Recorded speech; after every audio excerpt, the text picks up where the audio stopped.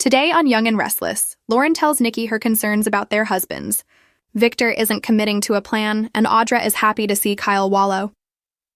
In Victor's office, Michael insists that the game with Kane is not over and he can have another go at him. Victor thinks he's failed. Jack walks into the middle of this.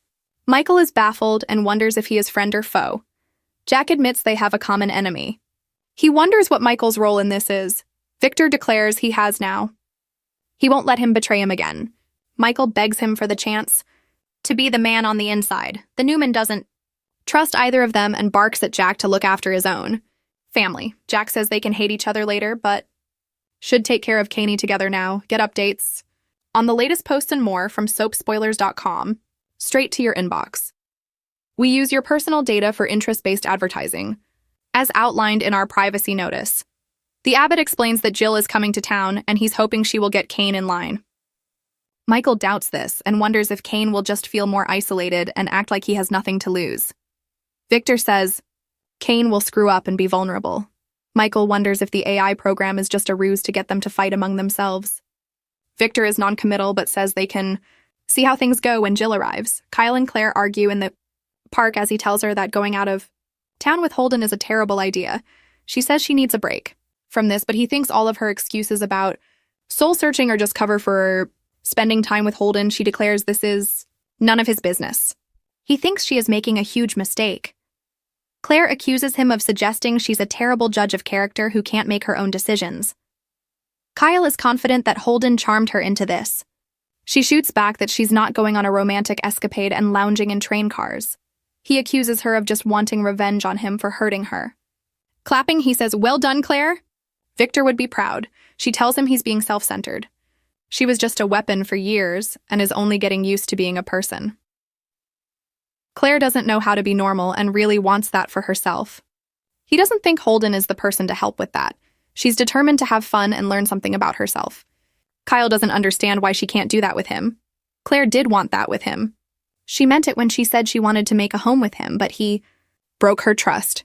She needs to figure out what real life is like, and that means being away from him. As they continue to argue about her going away with Holden, Audra walks into the park and is happy to eavesdrop. Kyle and Claire continue to argue about her finding herself with another guy, a guy with a history with Audra. Claire accuses him of being blinded by his jealousy and ego. She reminds him she was a virgin before him and knows how to handle herself around men. He assumes that Holden has told her he's interested but respecting her boundaries. She doesn't like having this conversation. They argue about potentially falling in bed with Holden. He accuses her of being blind. Claire wonders if Kyle will ever realize how much damage he did today. Once she storms off, Audra wands over, looking like the cat who ate the canary. He tells her to walk, but she can't leave the man-child to wallow alone. She starts trashing him for sulking like a soiled child, and he throws Nate in her face. He accuses her of creating this drama. She gloats about Claire going off with a handsome stranger to do very bad things. Victor must have been right about Kyle all along. Audra accuses him of still being obsessed with her, even though all they ever had was hate sex. He says she's disgusting. She says he can deny it all he wants, but he wants her. He accuses her of being delusional and pathetic. Everyone has walked away from her. Audra says he's alone. This only proves that Victor was right all along, and she did manage to split them up. Sarcastically, she asks him to put it in writing so she can get her money. He challenges her to try to profit from this. If she tries, she will wish she never met him. Nikki meets Lauren at Crimson Lights. The Fenmore immediately asks if her husband is working for Victor again. They chat about whether something has changed between them. It was bad enough when Victor was the one chaos in Michael's life, but now there is Kane. She explains that he offered Michael a job. Lauren worries that Kane wants him for a fall. She's sure that Victor is using Michael as a weapon against Kane. Nikki admits that would be in character. The bond between Michael and Victor is strong, and she doubts they can stay apart for long. Lauren worries that Michael values that friendship too much. Victor is brutal to him. Nikki says he treats his own sons that way.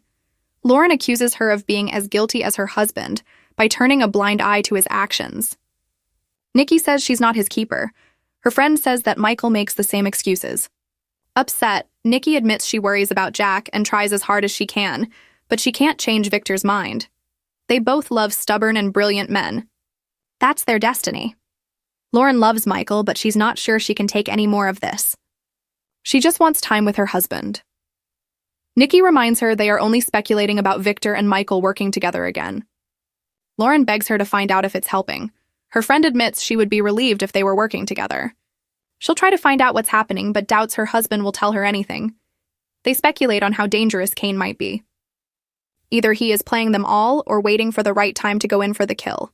Nikki is sick of that man and hopes that this ends fast. Nikki goes to the office to chat with her husband about Lauren's concerns. He plays dumb. She asks if he has brought Michael back into the fold. She worries about her husband's non-answers. He doesn't care about Lauren and Michael. Nikki tells him he's impossible and takes off. Michael joins Lauren at society, and she impresses him by ordering his favorite drinks and empanadas. He wonders why she has a twinkle in her eye. She claims it's just love, and she wants to recreate their evening until before it went wrong. As they eat, he says the only good thing about fighting with her is making up. They adore each other. When they start chatting about lingerie, her phone rings and she walks off to take it. Nikki tells her that Victor confirmed nothing but something is going on. Lauren immediately turns to her husband and accuses him of lying to her. He admits he met with Victor but isn't working for him or Kane. Michael admits that if Kane had brought him on, he would still be working for Victor. It just never ends, Lauren complains, walking out. Claire goes to Crimson Lights to sit with the dummy and flashes back to her fight with Kyle. Distracted, she spills her beverage on herself. Jack calls Victor in his office. Victor assures him everything is on track and hangs up. Your go-to spot for spoilers, in-depth day-ahead Canadian recaps, and all the latest Genoa City gossip.